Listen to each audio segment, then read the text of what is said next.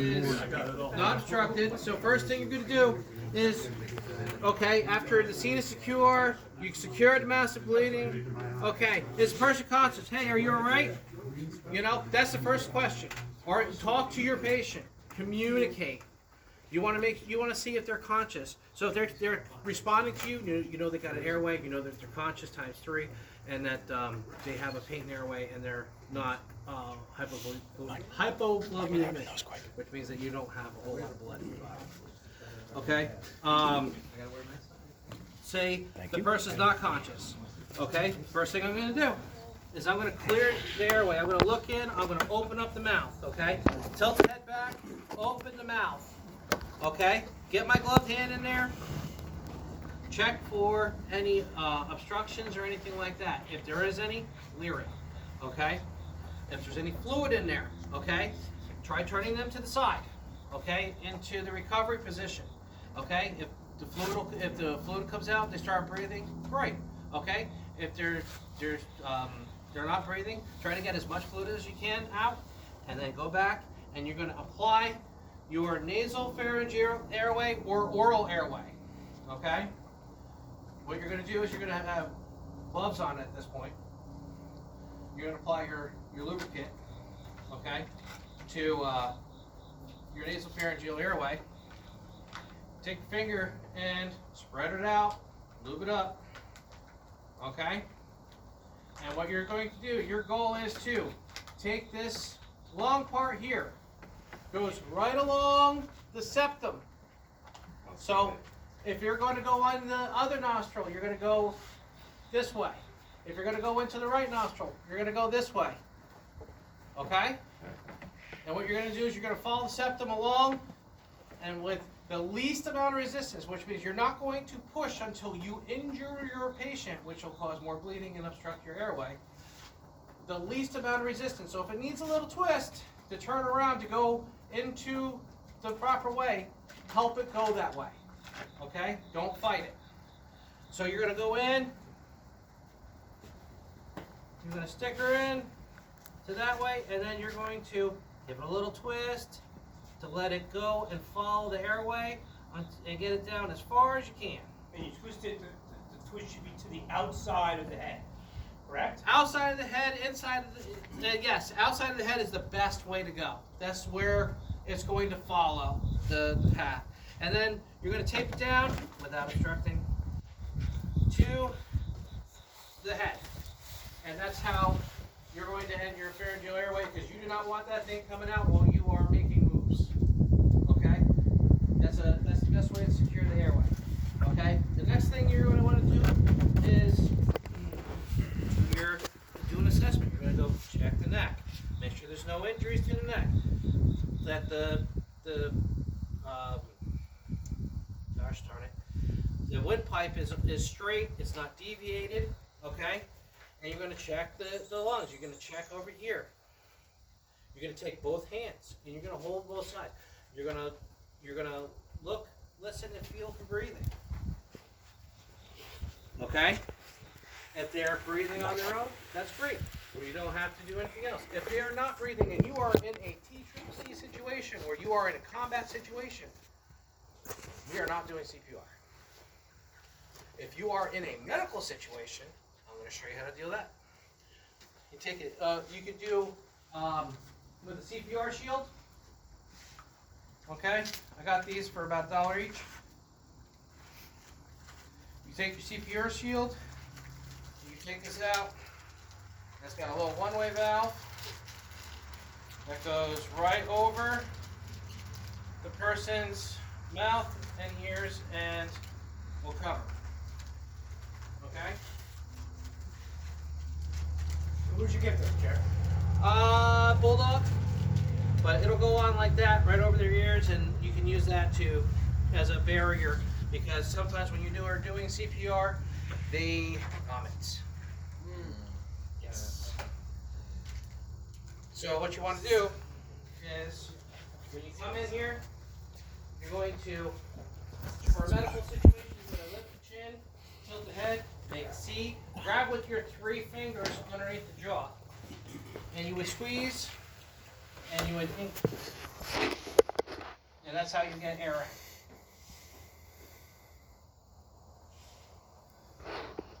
Okay? 2 breaths, and then for medical, you would go into your CPR. I'm sure everybody's had CPR before. Yes? Yes? Yes? Okay. Very good. All right. Jared, is it still 30 and 2? Yes. Yes, but you do not have to do airway or breathing if you are doing a CPR. But most important thing is 911 or help.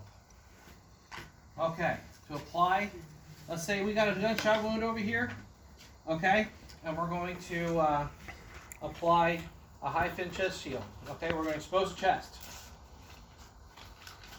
All right, take one of these. Okay, they come with gauze so that you can wipe it down. Okay, you're going to wipe the area. You're going to pull this off, and it's got a nice little track here between the sticky areas to let air out, and this is going to stop the air from coming in. Okay, it's going to put a occlusive dressing. You're going to put it right on there, like that. Okay? You're going to get your head down. You're going to listen and feel. You're going to make sure that there's no suck, no blood. Okay? Anything in this box, you want to throw on a high fin chest seal. Okay? Is there any questions at this point? That includes like abdominal wounds, or is that just?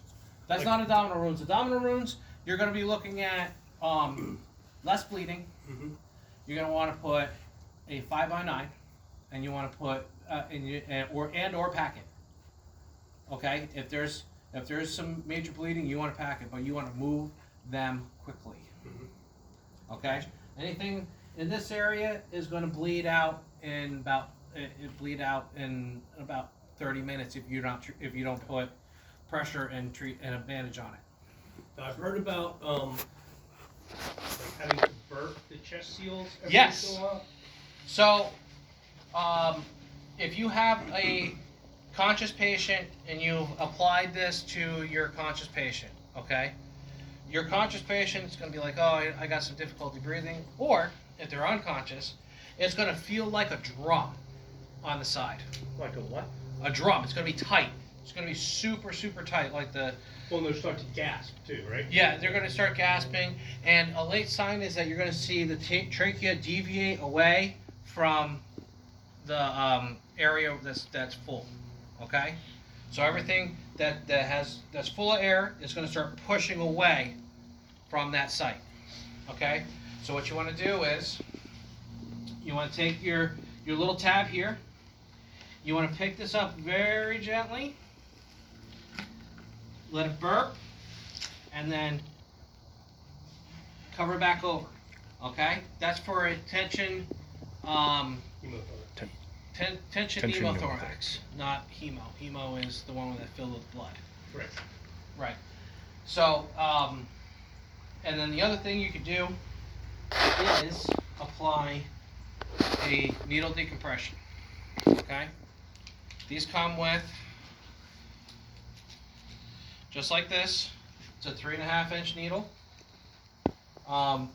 This is the trainer one. It doesn't have the alcohol wipes in there. But what you want to do is you want to take your alcohol wipes, clean the site. Okay. After you mark it from the clavicle, 1, 2, 3 spaces down into the ribs, and then you're going to apply it within the nipple line, straight in, down. Okay. So we got a rib here, we got a rib here, and you're gonna put this in right here. Plastic's not working. So between How far down does it go? It goes all the way down to the catheter, all the way down to the catheter. And I'm gonna tell you right now, if you put this into a person who doesn't need it, it's not going to hurt them. Okay? So if you make a mistake while they're unconscious and you put it in there and nothing happens, that's okay. Okay? But what you're going to do is you're going to put it all the way down You're going to separate the needle from the catheter, and this is the catheter. Okay? What will happen inside that? I need the sharps container because I got a sharp now. You put your sharps back into the container.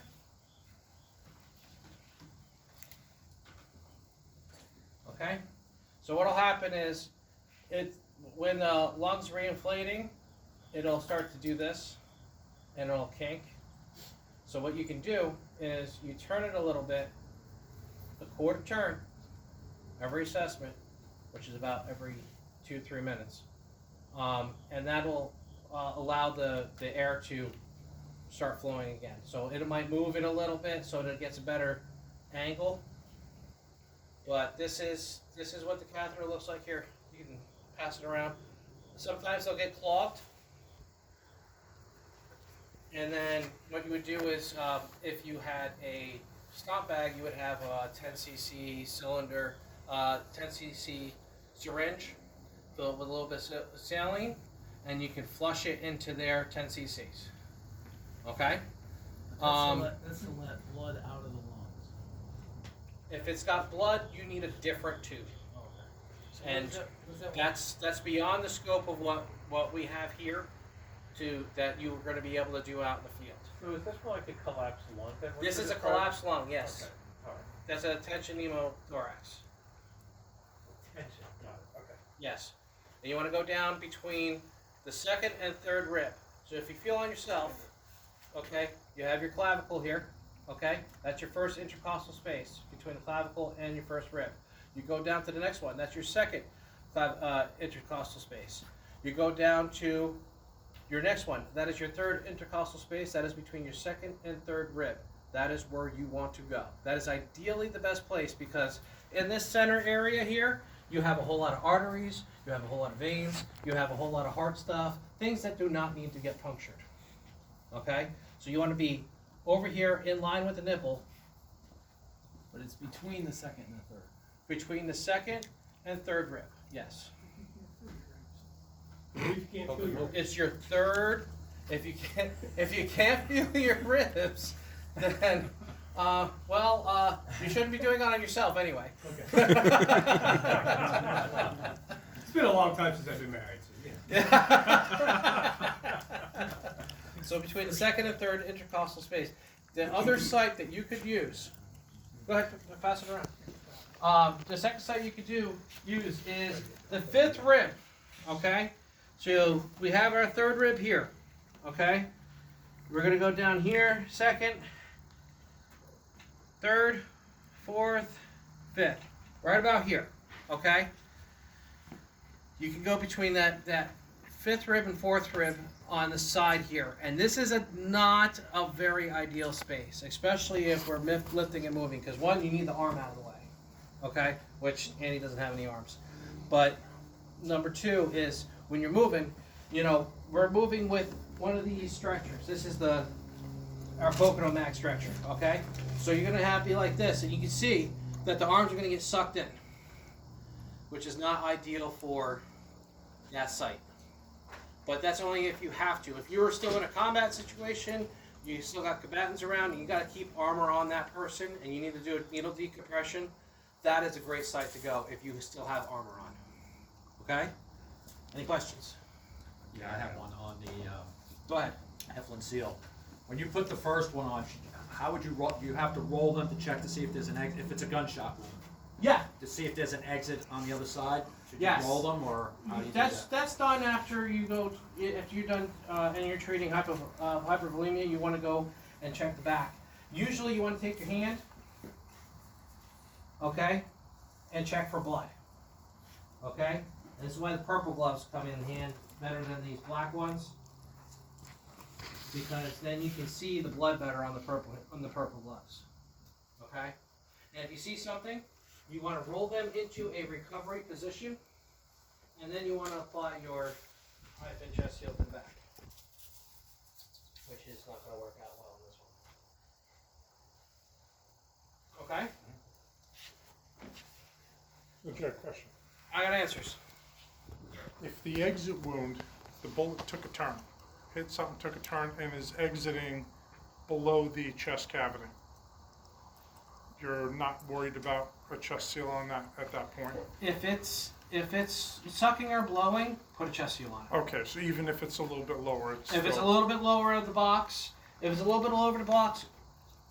a chest seal on it. Okay, If you're getting a little bubble or something like that, put a chest seal on it. okay.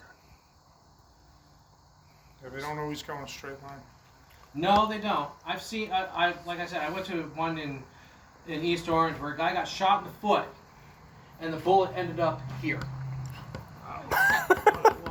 That's 22. impressive ricochet.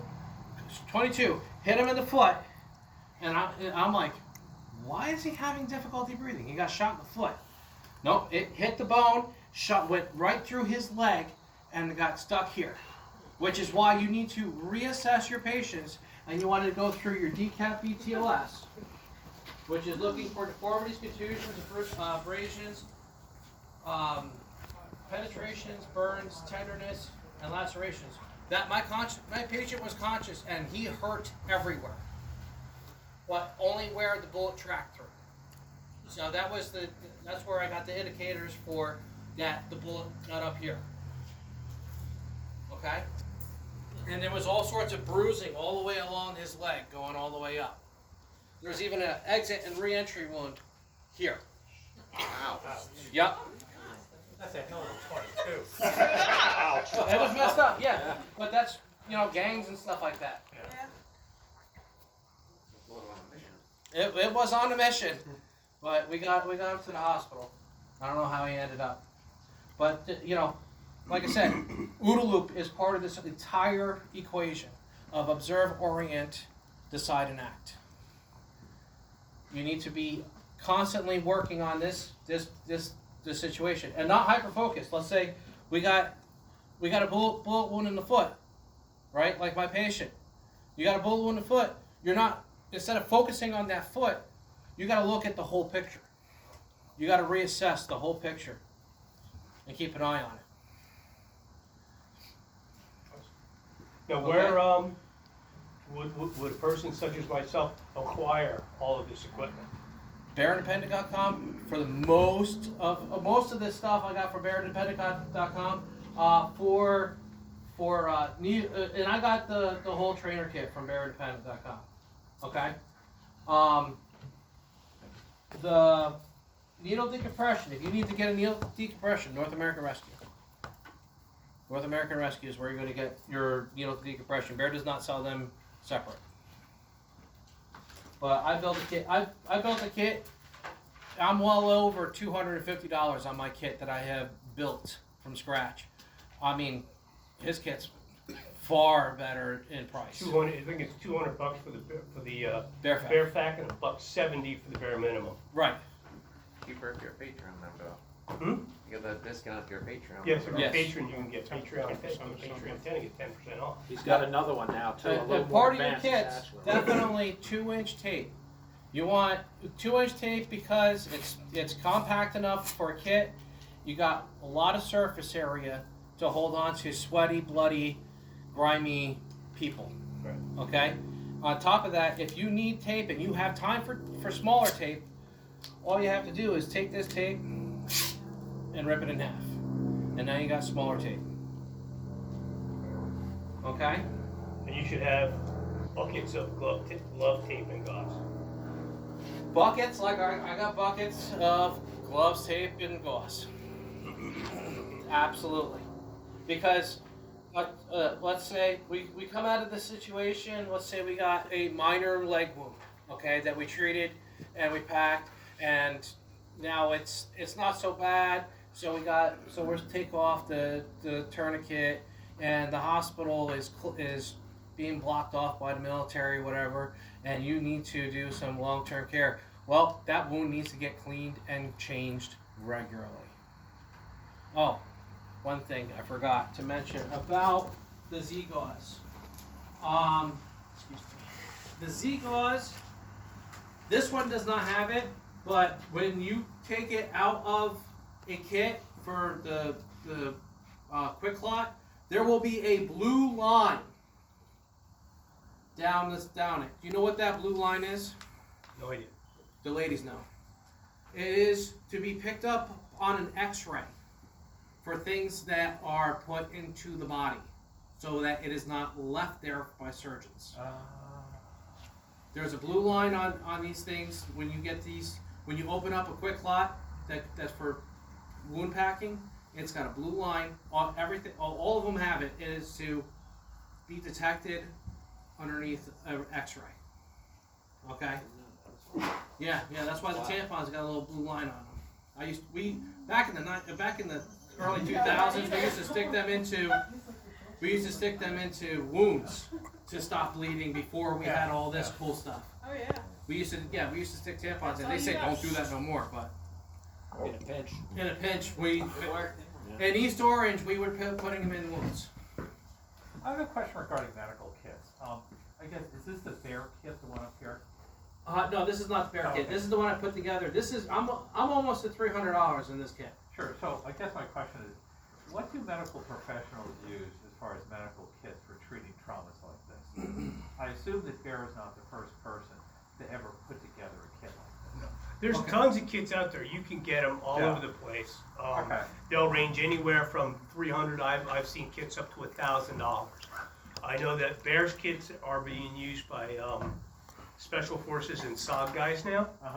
That they're saying that the Bear kit is better than the kit that they're actually issued. Yeah, price Right. a hell of a lot And better. priced a hell of a lot better. I don't have. I didn't bring it with me. I usually have. This is squad kits and stuff like that they issue to the military that I added things to for the purposes, because this stuff didn't come with high fin chest shields and SWAT tees and stuff like that. Yeah. Thanks very much. So Squirrel. Yep. lucky. Oh, look at the squirrel. Lucky's in the park. Which one are those? You said the SWAT tees? What are What's a SWAT tee? SWAT tee. Right here.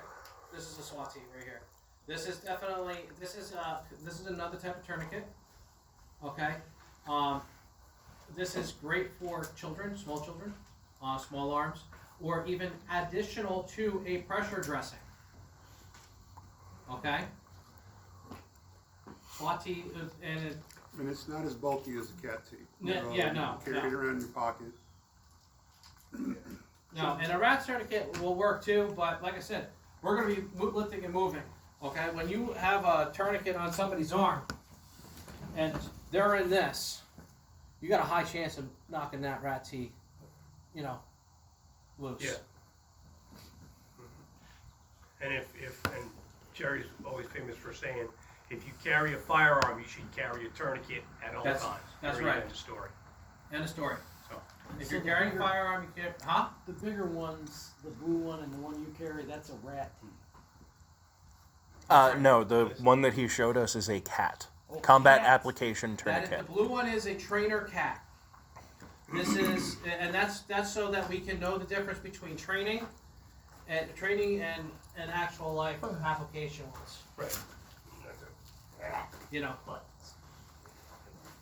Yeah, this is, anything blue is training. Okay?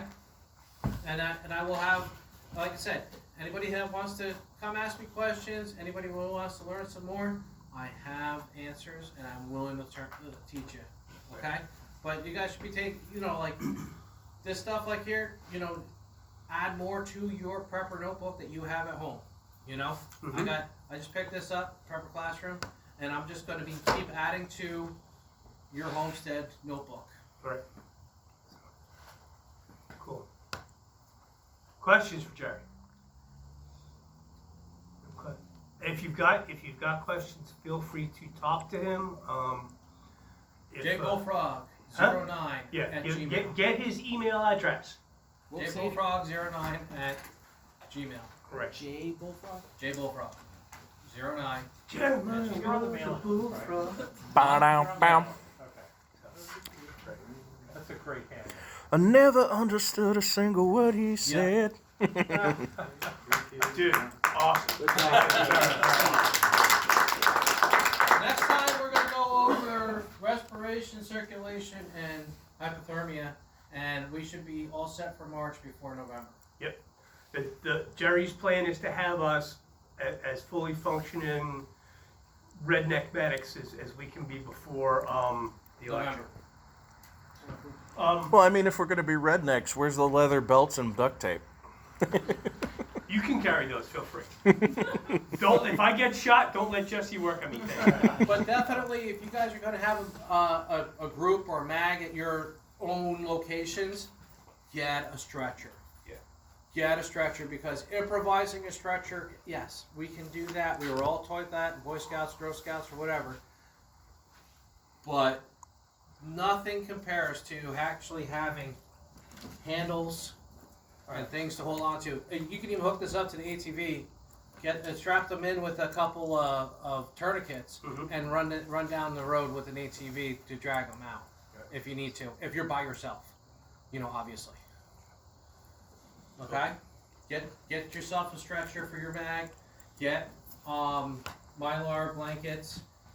Get nasopharyngeal airways, and these are super cheap. These are super cheap. Get them in your medical packs. If you're not going to spend the money on a bear pack and get the high fin chest seals and stuff like that, cool. Get this stuff. What length decompression needle do you recommend? Because there's multiple lengths. North American Rescue. That's where I just bought one from North American Rescue for my kit. That's where I got it, and it's cheap. It was like $5 or something like that. And this is like $5. Jerry, what's the average? Yeah.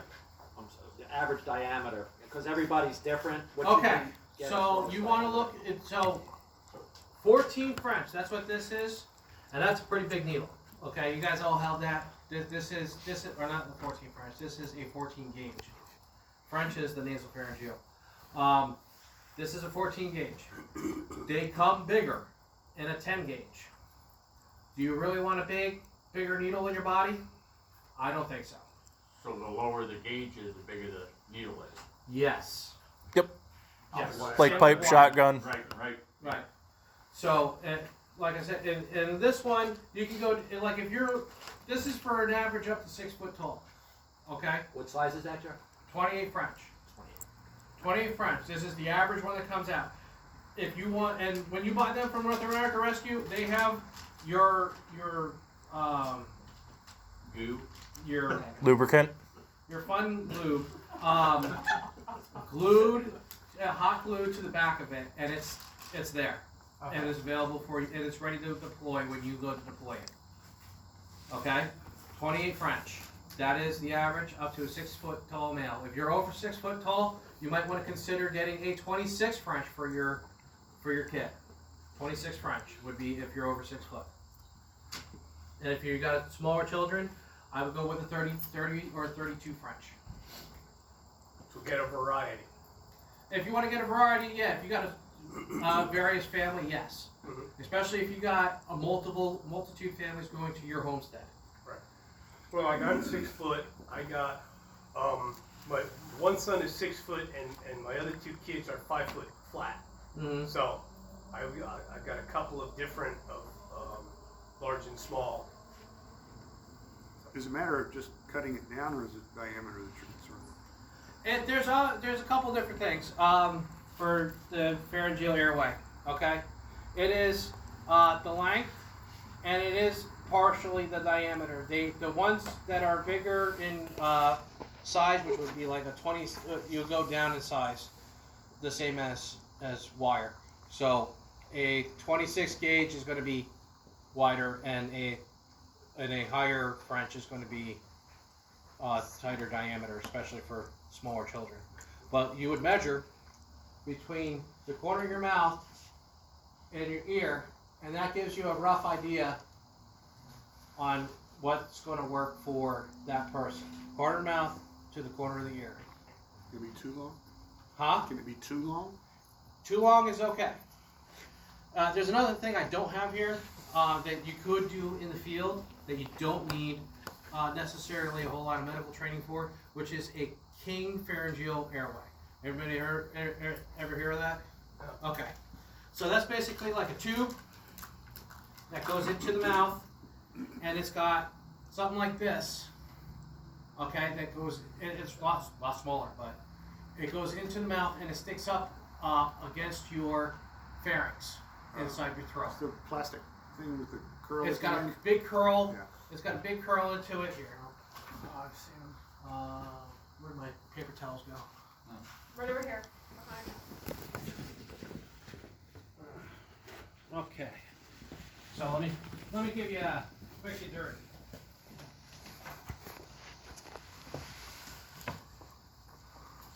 And if you don't have gloves for your kids, please grab some gloves, please. They can also be improvised for chest seals if you need to. So always have extra. If you order them from Walmart, they're about $15 a box. They will deliver them right to your house. Yeah. So where's my pens here? All right. So you're going to look at, this is a king pharyngeal airway, and it's going to look a little bit like this. And then it's going to have a little tube that goes like this, and it's going to have a big thing like this with a little tube that comes up here for a thing, and it's going to have a little thing to hook up to, and it'll hook. It's all the same size. It'll hook right into this. Okay, this is a king pharyngeal airway. They're not so popular. They're more popular overseas. So what you would do is you take a syringe here with some air or some water, and you're going to hook it up to here, and that's going to expand this little thing that's going to look. It's going to look just kind of like this, just smaller, and it's going to inflate, and it's going to inflate right against the larynx. So this is another way that you can maintain an airway for an unconscious patient, but it is it's really uncomfortable. But that's another thing you can add to your medical things, and I can show you how to use it. Cool. If you get it. Would you only use that for an unconscious patient? Unconscious. Yep. Because it is really uncomfortable. It feels like, what it would feel like is that you would be like choking on a huge piece of steak. That's how it would feel. A lot of your field medics carry them, right? Huh? Field medics carry those. Yes, especially overseas, but not anymore. That what you're thinking about is a laryngeal airway, which will come down like this, and it's got a little balloon here, okay, with a little wire here, and this actually goes into the larynx, right into the lungs. And if this would sit in here, this bumps up right up to the larynx, which will, it'll look like this. Okay, and it'll be, this is, you're aiming for this spot here, okay, with the larynx, okay, and you would use like